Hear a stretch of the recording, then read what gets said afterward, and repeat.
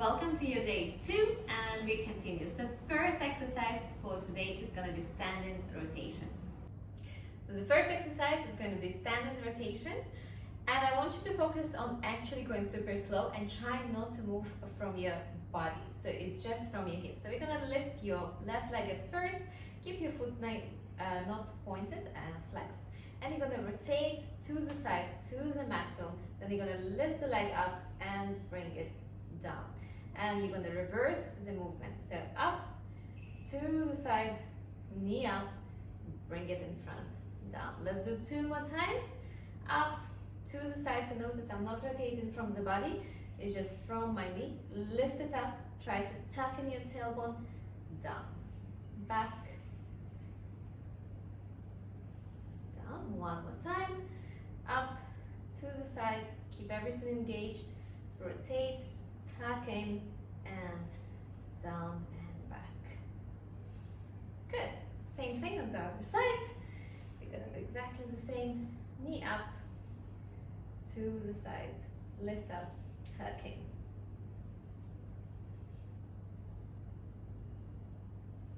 You can go a little bit faster as long as you can really feel engagement of every muscle. And it's okay if you feel wobbly.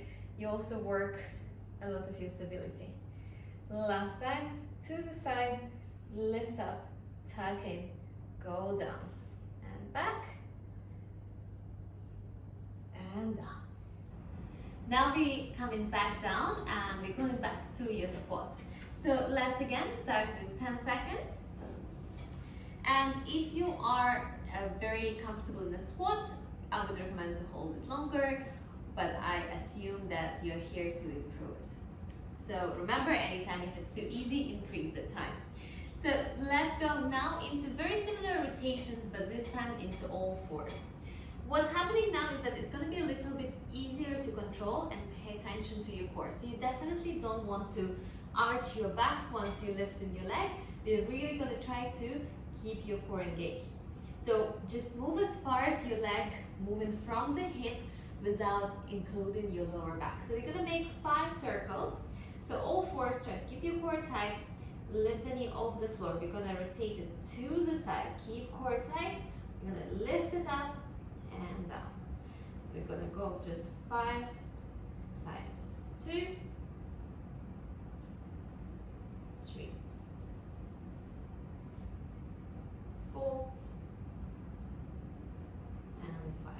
Then we're going to do exactly the same as the other side. Out.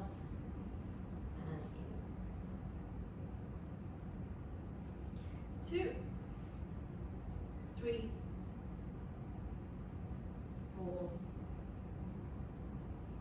and 5. We're gonna come back again to the squat, this time for 20 seconds. And it's also gonna be an excellent exercise even for your handstands if you're really working hard on your core and alignment and not arching the back, putting attention into your lower back and your alignment, which is gonna help in everything. Just have 3 seconds. Amazing. Now we're gonna come into a clamshell exercise. I want you again, pay attention to your lower back. You definitely not want to arch and stick your butt out. So completely opposite of what you see everywhere in the gym. We're gonna really try to tuck in and maintain core engagement. From here, you're gonna drive one leg up, drive your hip a bit forward, and go back down. We're gonna do 10 times. If you need to adjust and make it more repetition, go for it. 4, 5, 6, really work on the external rotation. 7, 8, 9, last one, 10. You can also add resistance band if you have one just above your knees to increase resistance.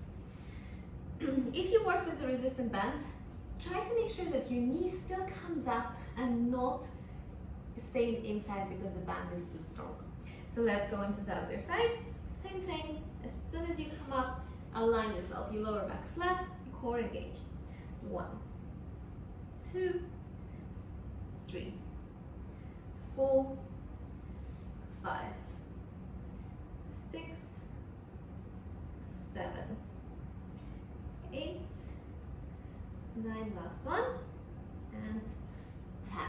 Amazing. We're coming back to the squat. This time it is for 1 minute. If you're working on a different position in the squat, for example, you can squat but pointing toes forward starts to get more difficult. Try to increase, and every time slowly work in a position that is harder for you rather than easier.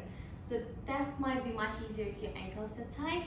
However, think about, instead of just stretching ankles, though you can do it and it will definitely help you, sitting in the squat already helps you to stretch those ankles and to warm them up.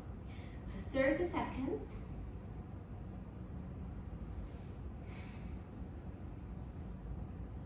If you're working in overhead squat, you can try to lift your arms up as well.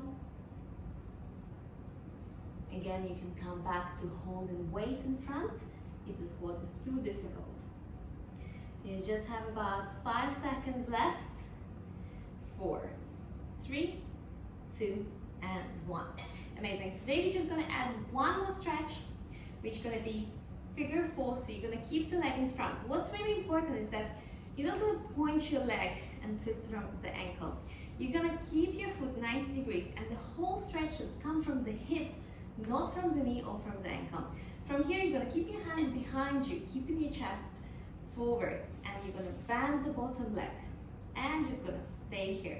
Try to make sure that you're not twisting in the hips too much. So you're going to try to keep them as square as possible, and you don't want to let your knees stay close to you. So you really want to focus on pushing it away from you. Make sure the whole stretch is happening in your glute, nothing on your knee. If it's too much on your knee, just release. You also want to keep on pushing your chest forward, staying as tall as possible, shoulders away from your ears. Just about 5 seconds. If it feels good, you can swing side to side and switch to the other side. Again, foot. And you can see, for example, for me, this side is much tighter. So we're staying in this stretch for about 30 seconds to 1 minute.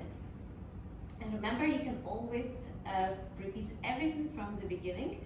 And I would highly suggest if you can repeat it at least 3 times. However, even 1 time will really help you because we're doing it regularly. Also, it could be really good just repeating it a few times per day, especially if you sit at home or work from home. Just stand up, do a little stretch, little activations, and you will notice the difference in your hips. Let's just hold for about 5 seconds more. And release. Amazing, and I will see